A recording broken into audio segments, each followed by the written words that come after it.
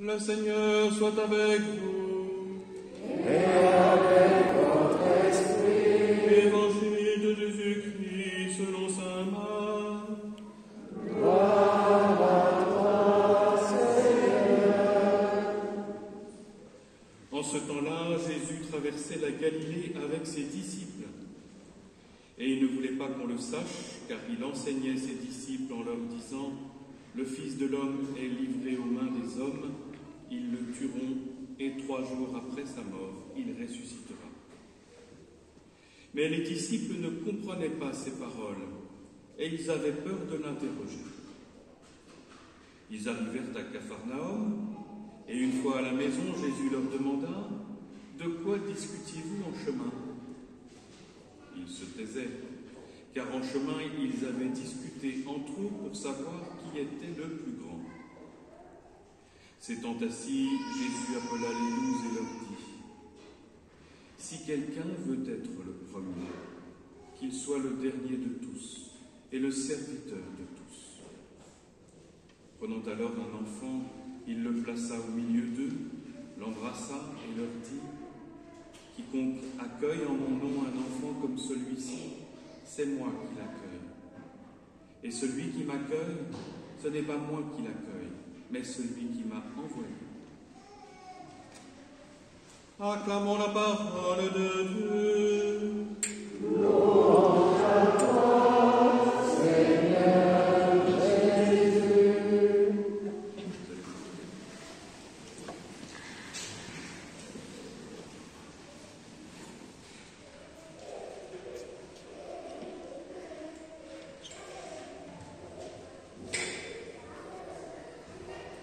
Qui est le plus grand? Voilà bien une discussion d'adultes. Qui est le plus fort? Qui est supérieur? Se comparer, la jalousie, la discorde. Alors Jésus place un enfant au milieu des apôtres. Et l'esprit d'enfance vient comme renverser toutes nos rêveries, nos volontés de domination.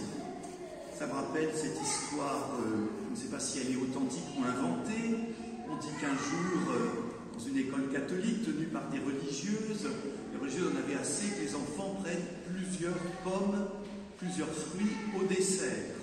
Alors un jour, une religieuse écrit à côté du panier des pommes un petit carton où il est écrit « Attention, ne prends qu'une pomme, Dieu te surveille ». Et un petit peu plus loin, il y a un deuxième panier où là, il y a des biscuits. Et là, il y a un petit enfant, qui a écrit sur un petit carton griffonné « Prends tout ce que tu veux, Dieu surveille les pommes. » L'esprit d'enfance. Mais il y a plus que cela. L'esprit d'enfance est aussi renoncer radicalement à cet esprit de comparaison qui est, frères et sœurs, la cause principale de la mort du Christ. Car après tout, pourquoi Jésus a-t-il été tué et mis en croix? Vous voyez, le livre de la sagesse, bien avant, de manière prophétique, nous dit la cause profonde.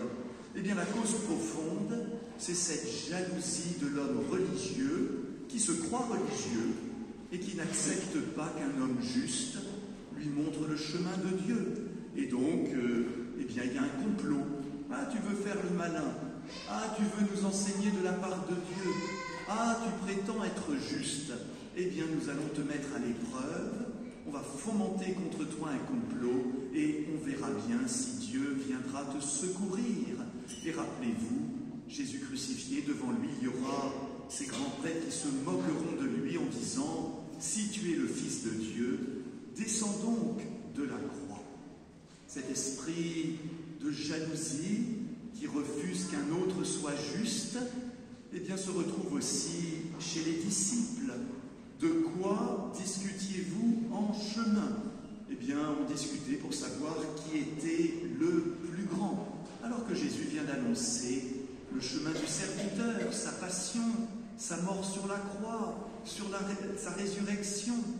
Les disciples ne comprenaient pas. Évidemment, ne comprenaient pas parce que parfois comme nous, ils étaient enfermés dans leur pensée humaine. Qui est le chef? Qui est le plus grand? Qui est meilleur que l'autre? Est-ce que c'est Pierre? Parce que Jésus lui a confié les clés du royaume. Est-ce Est-ce que c'est Saint Jean parce qu'il est le disciple bien-aimé? Puis après tout, peut-être que c'est Judas parce que c'est lui qui tient la bourse, qui a l'argent et donc le pouvoir selon le regard humain. Alors, frères et sœurs, devant cet entêtement des disciples, pourtant les plus proches de Jésus, à ne pas comprendre le chemin du serviteur, que va faire Jésus? Il aurait pu, comme dans l'épître de Saint Jacques, qui était notre deuxième lecture, leur faire une belle exhortation. Et l'exhortation de Saint Jacques est belle. Il leur dit, frères et sœurs, c'est par la jalousie que toute la méchanceté entre, il faut renoncer à cela. Très bien. Mais peut-être que Jésus sait que les discours ne touchent pas tant notre cœur qu'un geste, qu'un symbole simple et puissant. Et donc, plutôt que de faire un grand discours, Jésus va donner une parole et un geste. La parole, elle est simple à retenir. Tu veux être le premier? Très bien. Fais-toi le dernier et le serviteur de tous. Et c'est ainsi que tu seras dans mon royaume le premier. Voilà une parole, frères et sœurs, simple à graver dans notre cœur. Tu veux être le premier? Tu as de l'ambition? Eh bien, que ton ambition devienne celle d'être premier dans l'ordre du service et de devenir à ma suite serviteur de tous. Et puis, un geste. Nous entendons les enfants dans notre assemblée, ils sont les bienvenus, ils sont à leur place, d'autant plus qu'aujourd'hui, Jésus choisit un enfant, un petit enfant, et le place au milieu des disciples. Tiens, pourquoi ce geste? Pourquoi ce symbole? Quel est cet enfant? Que veut-il nous dire? Jésus place cet enfant, le bénit, l'embrasse et le place au milieu de nous. Vous voyez, frères et sœurs, dans nos compétitions d'adultes, quand un enfant est là, tout d'un coup, l'ordre change. On ne va pas se comparer à un enfant. On ne se sent pas menacé, on ne se sent pas concurrencé, on ne se sent pas inquiet. Et même l'adulte le plus fermé sur ses privilèges, ses inquiétudes, tout d'un coup se détend et voit cet enfant, et l'enfant lui sourit, et l'adulte sourit à l'enfant. L'enfant d'abord, c'est de rompre nos logiques d'adulte et de concurrence. Et puis, frères et sœurs, cet enfant, c'est aussi le symbole des petits, des pauvres, des faibles, de ceux qui n'entrent pas en concurrence dans notre société marchande, commerciale, hyper technique. Il y a tant et tant de gens simples qui, par leur seule présence, sont signes d'autre chose, signes d'une autre manière d'être au monde, signe tout simplement de l'amour de Dieu. Et donc l'enfant, c'est à la fois l'enfant, celui qui a quelques années de vie, mais c'est aussi le petit, le simple, le faible, aimé de Dieu, et qui lui ne va pas se faire une place dans ce monde en jouant des coudes, en cherchant à dominer sur les autres, mais en étant ce qu'il est, ce qu'elle est, profondément et simplement. Et du coup, la logique du monde change, y compris dans nos paroisses, nos communautés. Dans nos paroisses, nos communautés, ce qui compte, ce n'est pas ceux qui sont brillants, même le prêtre, ce n'est pas ça qui est important. Ce qui compte, c'est cet amour partagé. Et ici, chacun a sa place. Et dans cet ordre de l'amour de Dieu, il n'y a pas des grands et des petits. Il n'y a, frères et sœurs, que des enfants de Dieu. Car, enfin, cet enfant, c'est chacun de nous. Chacun de nous béni de Dieu. Chacun de nous baptisé. Chacun de nous comblé des dons de Dieu. Mes frères et sœurs, si nous réalisions davantage à chaque messe, chaque dimanche, chaque jour, cet amour de Dieu, on serait beaucoup moins inquiet. On se comparerait beaucoup moins aux autres. On serait moins inquiet et travaillé par ces rêves de grandeur et de supériorité. Car après tout, pourquoi vouloir être le premier si ce n'est par inquiétude? Mais Dieu t'aime. Tu es béni de Dieu, tu es comblé des biens de Jésus, l'Esprit Saint est en toi, tu es aimé tel que tu es. Pourquoi vouloir jouer un personnage? Pourquoi vouloir te grandir alors que tu es grand de l'amour de Dieu? Oui, frères et sœurs, cet enfant, c'est comme un chien dans un jeu de quilles.